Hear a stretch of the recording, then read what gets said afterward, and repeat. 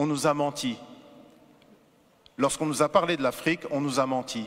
Et lorsque nous parlons de l'Afrique, nous, Africains et Afrodescendants, nous nous mentons à nous-mêmes. Bonsoir à tous. Good evening, everyone. Je vais faire ce petit mot d'introduction en français. Voilà, c'est fait. Aujourd'hui naît Incarnation. Incarnation aurait pu s'appeler Initiation. Et Incarnation démarre, vous allez le découvrir ici en rentrant, sur un constat qui est fort, sur une déclaration, une affirmation qui est très forte. On a parlé à l'instant de cette carte renversée. En fait, les cartes pré-Mercator, beaucoup de cartes représentent l'Afrique avec le nord en bas et le sud en haut. C'est ce qu'on appelle un point de vue afrocentrique. Et effectivement, la Terre, c'est une sphère qui flotte dans l'univers. Et dans l'univers, il n'y a pas de haut et il n'y a pas de bas.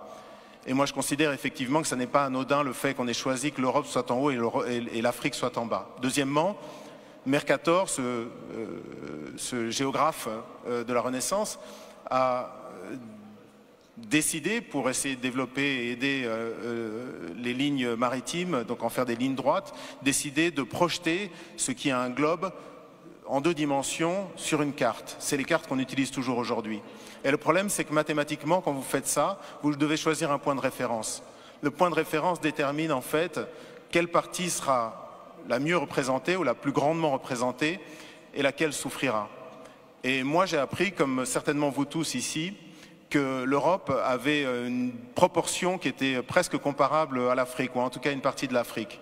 La réalité, lorsqu'on regarde en termes de superficie et de kilomètres carrés, l'Afrique peut abriter la Chine, l'Inde, l'Amérique du Nord, l'entièreté de l'Europe de l'Est, plus quelques autres pays. Et donc le premier statement qu'on affirme avec beaucoup de force avec Handel, c'est « on nous a menti ». Lorsqu'on nous a parlé de l'Afrique, on nous a menti.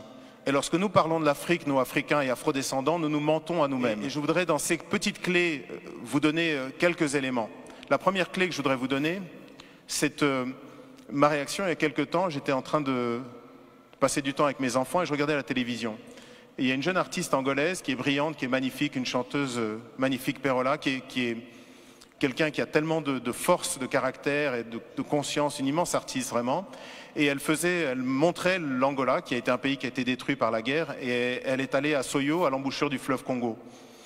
Et à Soyo, à l'embouchure du fleuve Congo, il y a une pierre sur laquelle Diego Cao, donc un explorateur portugais, a marqué donc des inscriptions pour dire qu'il était arrivé là, en 1482, donc 10 ans avant que Christophe Colomb n'atteigne les rives de l'Amérique du Nord.